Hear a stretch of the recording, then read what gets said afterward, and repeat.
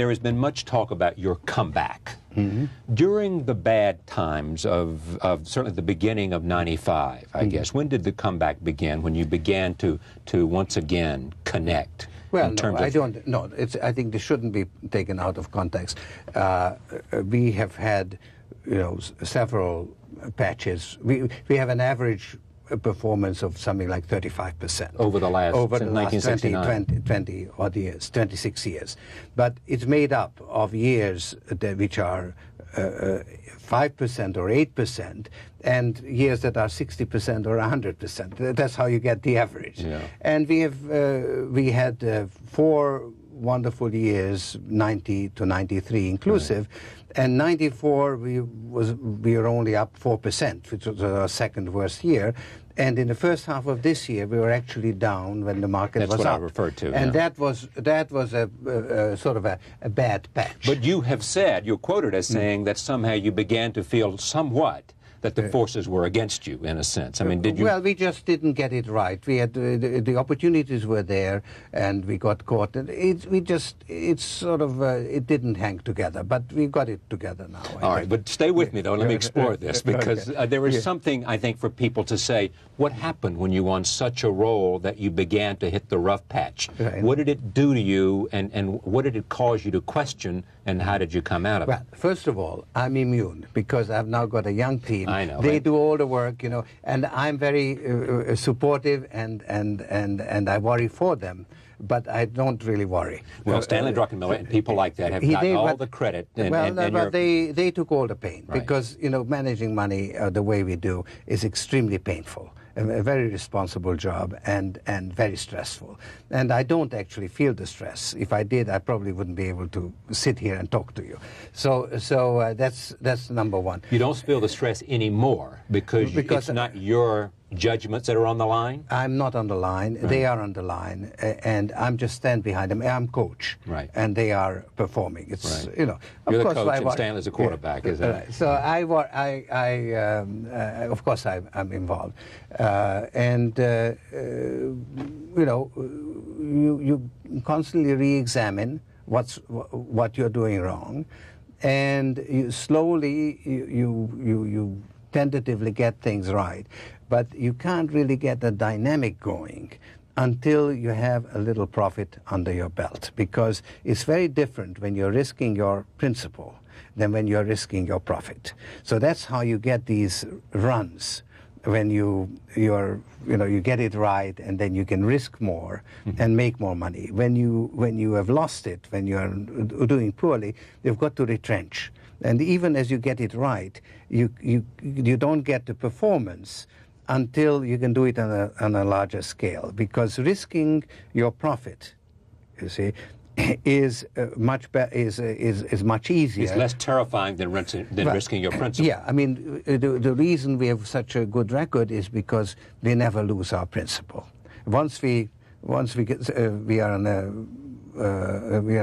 a bad position, we retrench. So we might lose a little bit, but we'll never endanger because you leverage well. That's right. We deleverage when we are not making money. You stop leveraging. I assume that's what deleveraging means. Yeah. But in the sterling coup, which would not coup, in the investment there, where you captured the attention of the world and certainly the Bank of England. Right.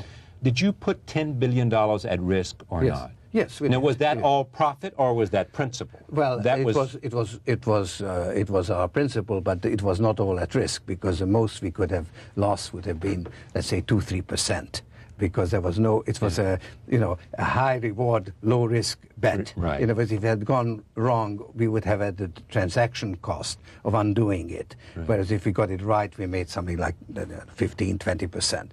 So we did put all our equity at risk, but it wasn't, it wasn't really very much of an excellent. You weren't risking $10 billion, you were risking $1 billion or less, even less. Even less. That was substantially less. Yeah. We made $1 billion, but we made more than $1 billion actually. But we could have lost a few $100 million, which would have been perfectly acceptable. 1995. I want to move past business, but stay with me for a second. In 1995, the beginning of '95, when you began to, it was a rough patch.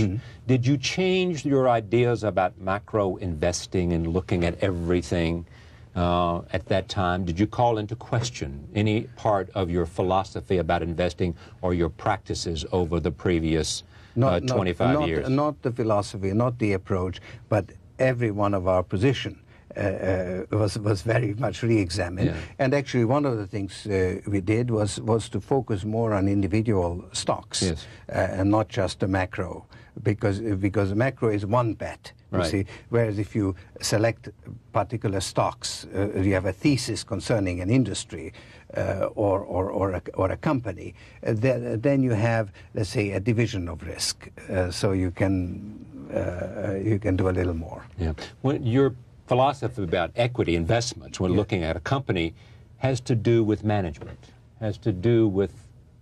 Right now it does, yeah, because this is an era of high capitalism, if you like, yeah, where the interests of the shareholders rule supreme, and managements pay a lot of attention to the interests of the shareholders. And if you can and that's find a change you find, that there's much more of a sensitivity yes, to shareholders and return to shareholders than been in the past. that is correct. And therefore, if you can identify managements which are changing their attitude, or where there's a change of management, you can be very well rewarded. Yeah. You say this is a golden age of capitalism. Mm-hmm. It continues. Yes. What is it about where we are economically in the world, looking at it globally, that makes you optimistic about capitalism? Well, don't put words in your mouth. No, please don't, because I'm not so optimistic. In fact, I'm pretty sure that this golden age is not going to last forever, because it's built on false foundations. We've had a similar period, let's say, at the end of the last century, and it didn't last. You had global markets. Money didn't move as fast as it's moving now, but it moved just as much. It was very similar to what we have today. In fact, it was more stable than what we have today, because first of all, you had the gold standard as opposed to the fluctuating currency system, which is much more unstable that we have now. And secondly, you had an imperial power, England, that was the main beneficiary of this global trading system, you know, the City of London. Yes. And they were perfectly willing to send a gunboat or two to faraway places in order to, you know, put down the native, keep the natives in place. To maintain the empire. That's right. We don't have that now, because the United States is the sole remaining superpower, but is not the main beneficiary of this global trading system. And therefore, you know, we can't be the policeman of the world. We can't afford it. We don't want to be. And therefore, there is no policeman. And there is no imperial power. There is no balance of powers as you had during the Cold War, when you had these two superpowers sort of keeping each other in check. So you have a vacuum, a power vacuum. You have instability.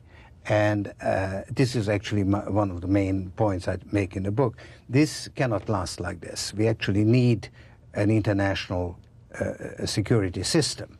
And the trouble is that the United Nations has failed just at a time when it would be most needed.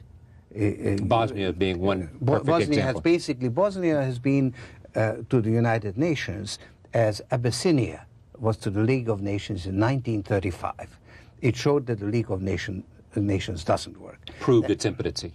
That's right. And this is an issue for us, particularly for the United States, because we created the United Nations. It's our design. We are the leading power. But we say the United Nations failed. They failed. Yeah. It's us that have decided not to. For a number of reasons, including the fact that the rest of the world, and certainly the Western world, Japan and Europe, Bosnia being one small example, is looking to us for leadership. Yes.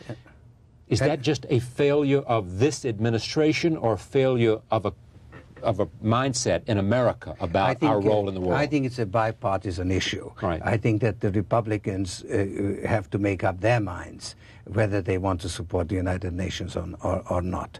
I think that, and if they don't, you know, what role are we going to play in the world?